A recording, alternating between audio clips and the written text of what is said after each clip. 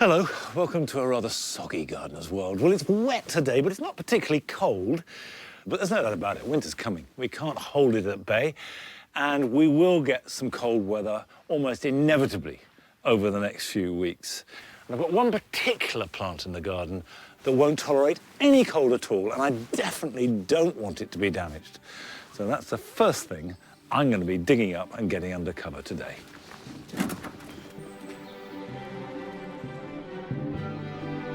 This week, Rachel gives us the early spring instalment of her cut flower diary and sows seed to provide masses of annual and biennial blooms. This has got to be the part I look forward to the most. The sun's out, and at last I can get direct sowing outside with those hardy annuals. And Carol is celebrating the glorious autumnal display of Japanese maples by visiting a grower who is devoted to these dramatic but elegant trees. When some of them get to this size, you know, they're almost becoming part of the family. It's just tremendous plants for me, and I really love them.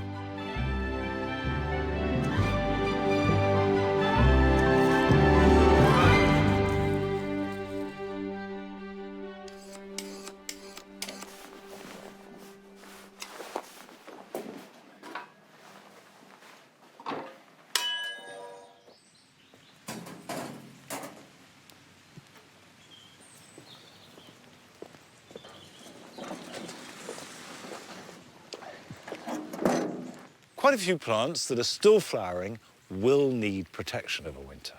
For example, we've got the chocolate cosmos, we've got dahlias, cannas. These are all plants that will take some frost, but can be killed if it gets too cold, and they will all need protecting and bringing in.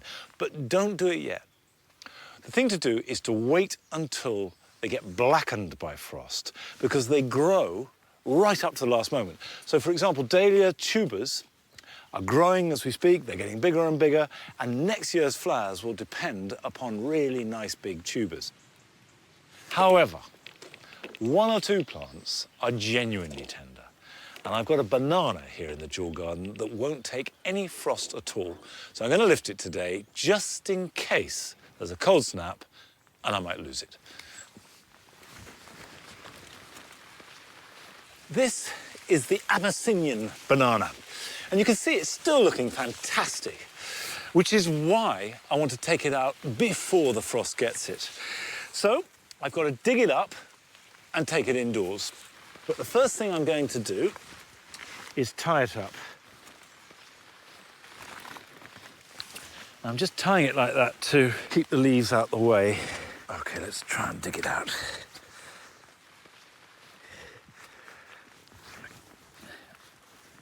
It didn't come in a very big pot, so I wouldn't expect the roots to have grown too big. I'm rather hoping they haven't, at any rate. This is the Inseti ventricosa. If you grow Musa bajou, it's a little hardier. So if you live in the south and you've got a sunny position and you're prepared to protect it with fleece, then you probably can keep it outside if it's not too cold. However, this Inseti will not survive any amount of cold, and it's coming in. It could look good for another month.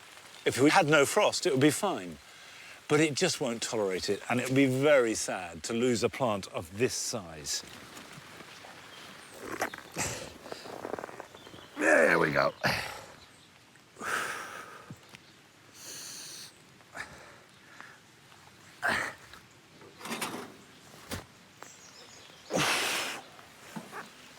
Okay.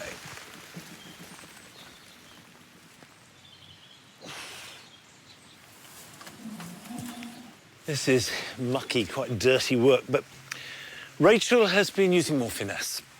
She's making a cut flower garden, and all this year she's been keeping a diary of it. And we joined her when last spring she began direct sowing seeds.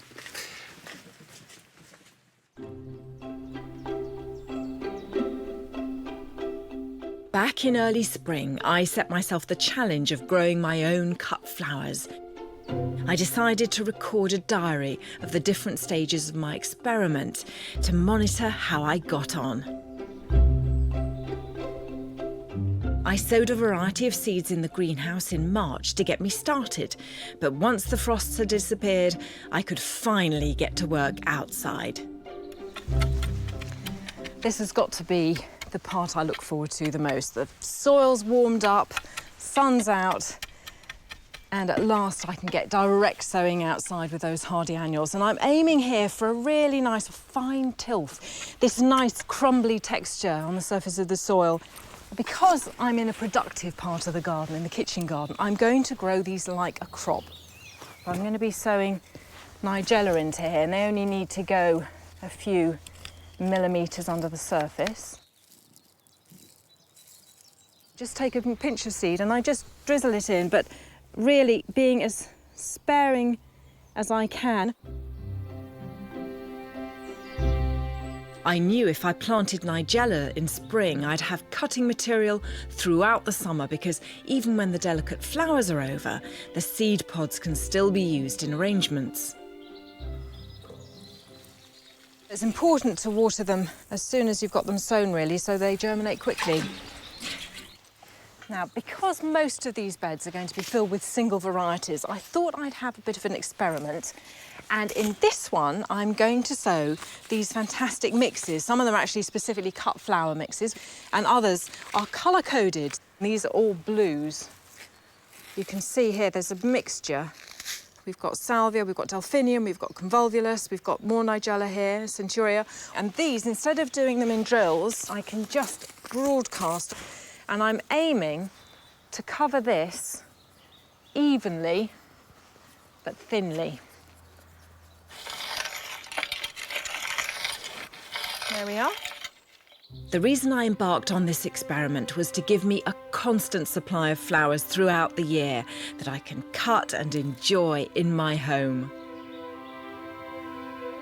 One place which is open to the public and is home to a fantastic cutting garden is Parham House in West Sussex. When the owners bought the estate in 1922, the lady of the house wanted fresh flowers in every room. So it's really been the responsibility of the head gardener since the 20s to provide cut flowers for the house.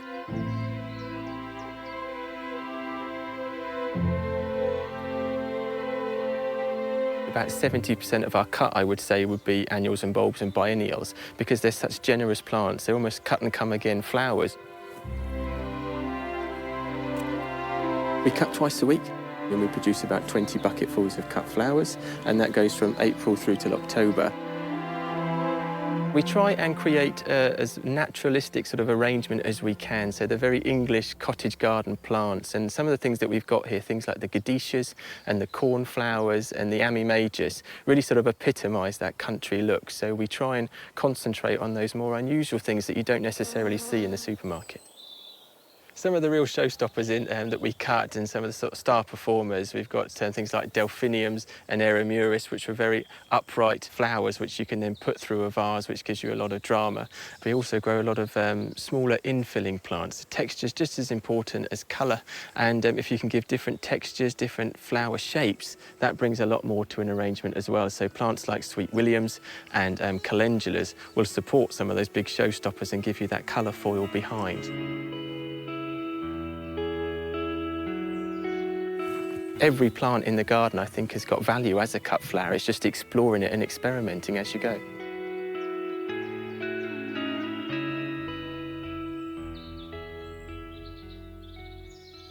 Well, there's no doubt at all that the display at Parham is absolutely stunning and a real inspiration for me. I mean, that's the sort of thing I'm aspiring to. And I have to say, I'm also really impressed by the way that they've used plants in the cutting garden that perhaps I think of more as border plants. And one of them really struck me is the Verbena bonariensis, which are just those fabulous sort of clouds of soft mauve flowers on those wiry stems. And I think they could be really useful for me. And I've slightly missed the boat in terms of sowing seed. I'm a little bit too late, but I've managed to get ahead of myself a bit by getting some plug plants. And they're simple as pie to just plant up like that. Feels a bit like cheating.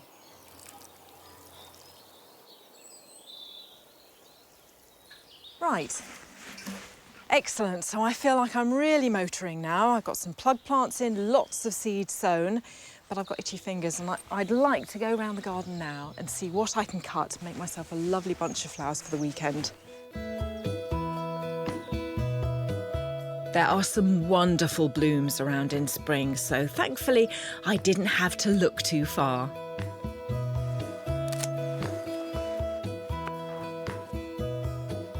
Only taken 5 minutes, but there we are. Spring in a vase. Roll on summer.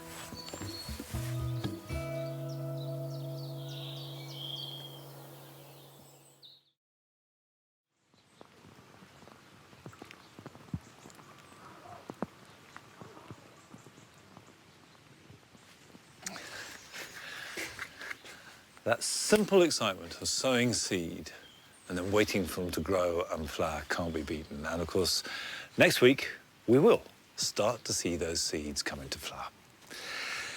No flowering for this banana, I'm afraid. That's it for this winter. I could pot this up, put it in a greenhouse, porch or a conservatory, as long as it was above freezing, and enjoy it growing in a container all winter. But it would have to be enormously big, much bigger than the greenhouses I've got here. So you need a lot of space. But if you've got a small insetti, that's a completely viable option. Grow it on indoors, harden it off next April and May, and plant it out when you're sure every chance of frost has gone. But something as big as this, really very, very few private houses will have room for it. So the important thing is to realise what matters in terms of preserving it and what doesn't. The roots matter more than anything else. They must be looked after. And the stem, which goes right up to here, that matters. And that's going to get bigger and bigger every year, so we want to look after that. But the foliage is all freshly grown this year. I know it's the thing that matters most in the border, but in terms of the plant, it's the most disposable part of the plant. So I can cut these off without in any way either damaging the plant itself or reducing next year's display.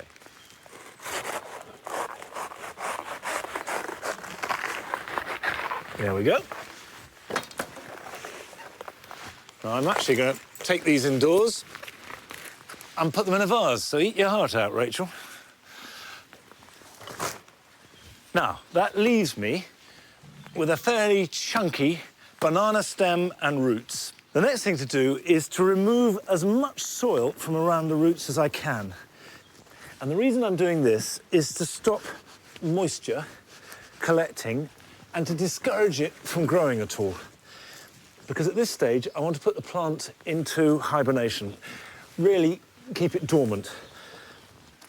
If you grow cannas, you can treat these much the same way. You store it in a cool, dark place, protected from frost, but not having enough light or heat to grow at all. The next stage is to drain it. I don't want to store it wet for the risk of rotting. I've got an old dustbin, and I'm going to try putting it in that.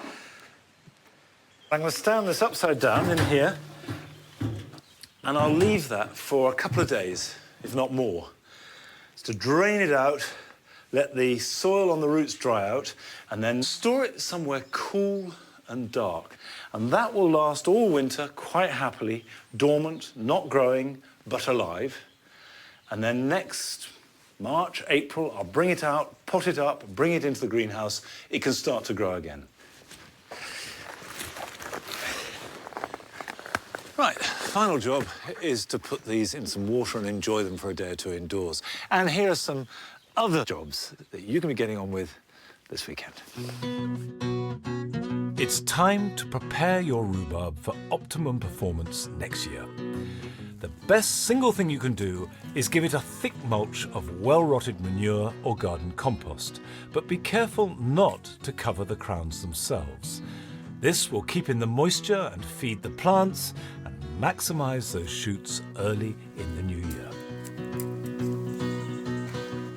Chicory has been growing strong green foliage all summer. Now this has been feeding the roots, but in itself is not very good to eat. However, now the colder weather is coming, you'll find new leaves appearing, which have a different colour and are much sweeter and delicious either raw or cooked. Gradually start to remove the old summer leaves so that they don't fall on the new shoots, get damp and then rot. This way you'll ensure you'll have that delicious harvest right through winter. Winter containers standing on a hard surface can suffer the risk of sitting in a puddle of water. So lift them up and place them on blocks to make sure that they can drain properly.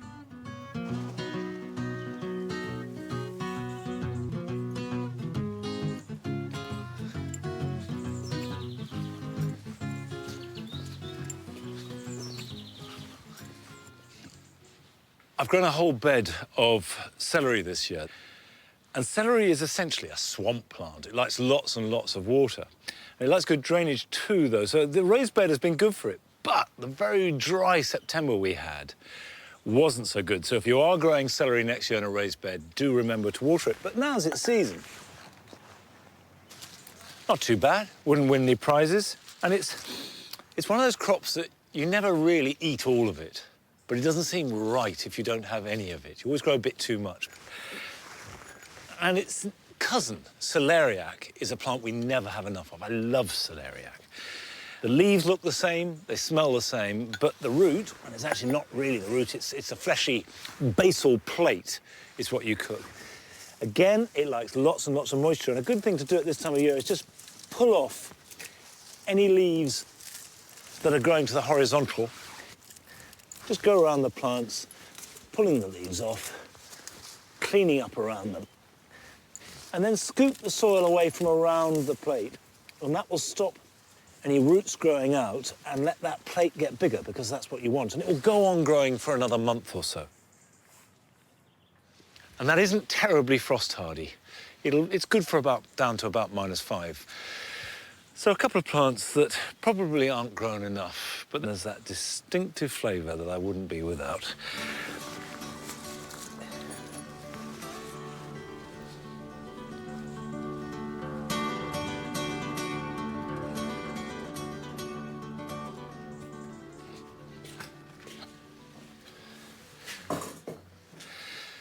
Tomatoes have done their stuff. We've got a freezer filled with tomatoes roasted, tomato sauce made, and we'll be eating those right through the winter. But now we've got an empty greenhouse, and I hate to see this space wasted, because there are a range of crops, particularly salad crops, which grow very well in the greenhouse, but also will give you fresh leaves right the way through until you plant the first tomatoes. Now, the ground is obviously pretty exhausted.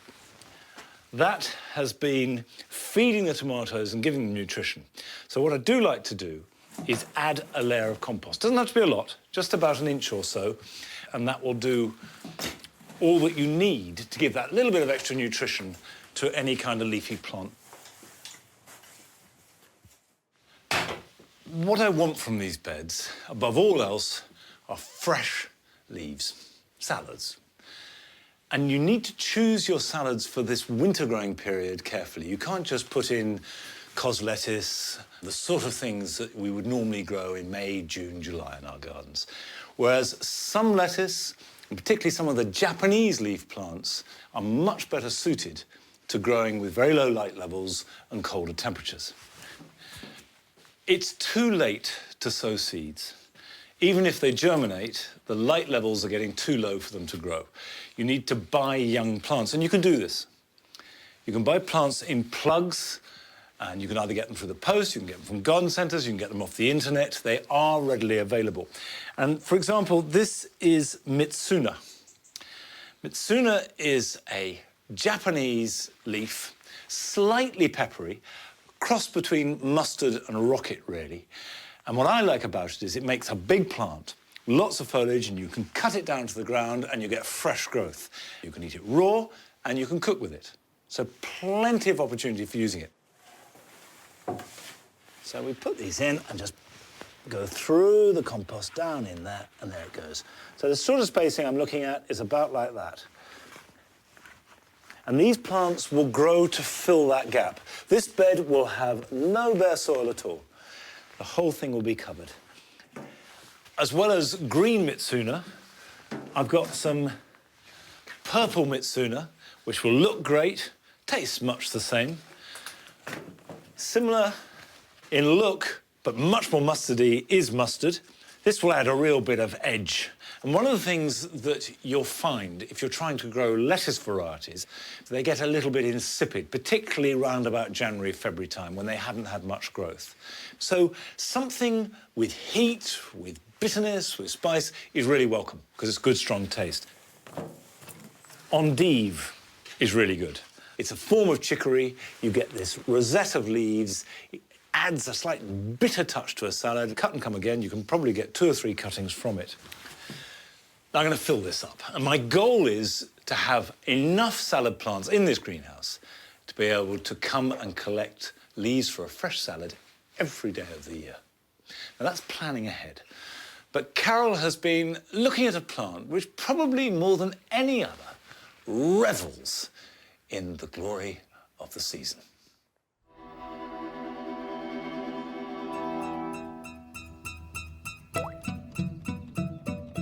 Autumn is a season of enchantment. The changing colours in the garden offer a magical panorama of oranges, russets and reds. It's to trees we look for the most spectacular show. But surely none of them can hold a torch to the fiery display created by Japanese maples.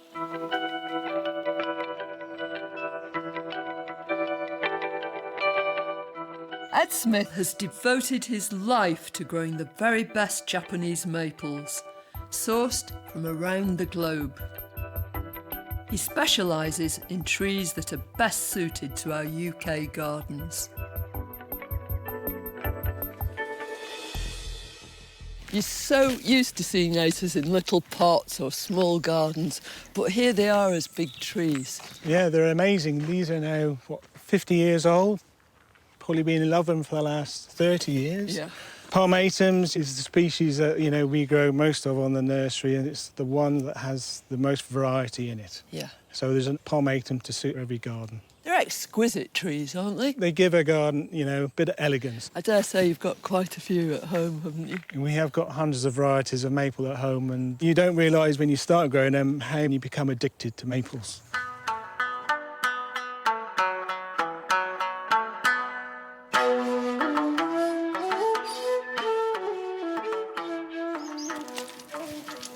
These are probably the kind of acres we're more used to thinking of for our gardens, aren't they? That's right. Lots of people complain about their acres frazzling and leaf scorch on them. But is it sun that does that? This red one here, Crimson Queen, Yeah. and this green one here, Dissecting Verde, are doing very well in full sun.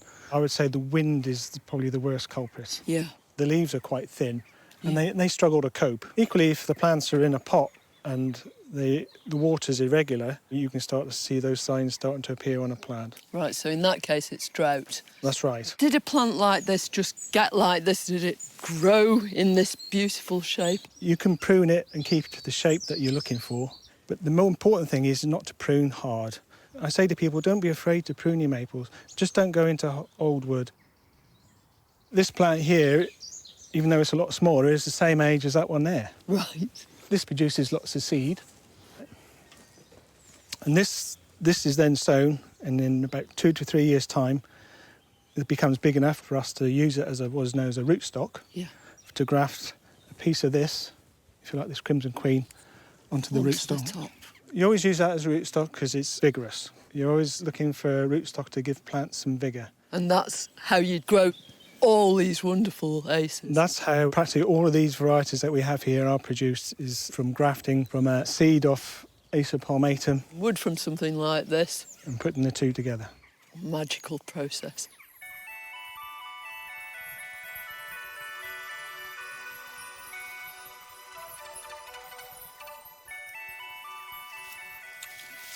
So this is your outdoor laboratory. Yeah, this is where it all happens. So this is a 3-year-old Acer palmatum. This is what we're going to graft onto it. It's a variety called Acer palmatum bloodgood. What we need to do now is remove the leaves off this scion here Sowing is the name for the piece you're going to put onto the top, the That's right. variety. Trim it off there.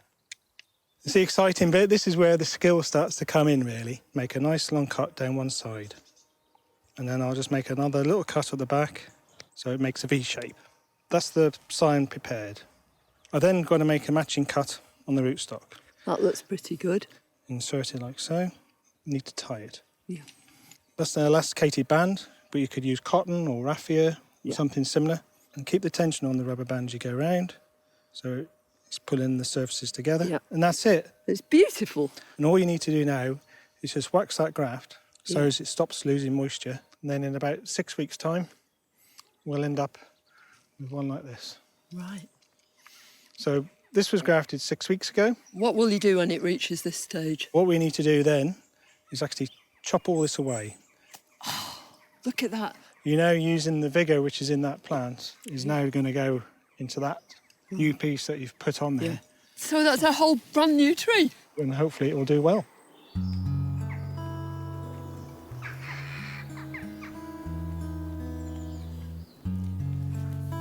There are so many beautiful trees you've got, so many different varieties. This one here has been a popular one.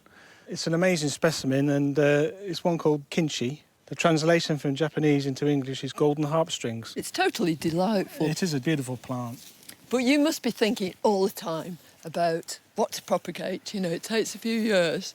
So you've got to be thinking ahead. What we're going to be growing in a few years' time. When I recently been to Japan, there was one out there called Bihu. It just stood out above everything else that was there. It's Yeah. one that is going to be ever so popular, I would think. Yeah.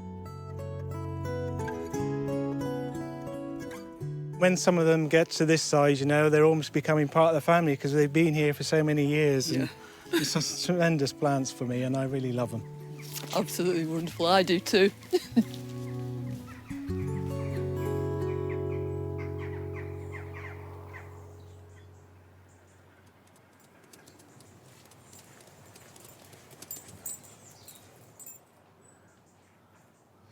I do love the Japanese maples and have tried to grow them here at Longmeadow, but come a bit unstuck with the wind. They really have suffered from the sharp winds we get here, and I gave it up. Although that was some time ago, and the hedges have grown taller and the trees, and maybe there'll be enough shelter for me to have another bash. But from the outset of this garden, I have grown our one native maple, Acer campestre, the field maple. And I love it. I've grown them right round the edge of the pond. In fact, they ring the whole garden. I've got a hedge of them. They're very adaptable. They make a good tree, a specimen tree on its own. They make a good hedge. You can cut them, you can clip them, you can train them, or you can just celebrate them as they are. And as for autumn colour, I think they're as good as any. They turn a glorious yellow, and for about 10 days, they glow as bright as anything in the garden. That's it for today. But all things being equal, I'll be back here next time at Longmeadow. So until then, bye-bye.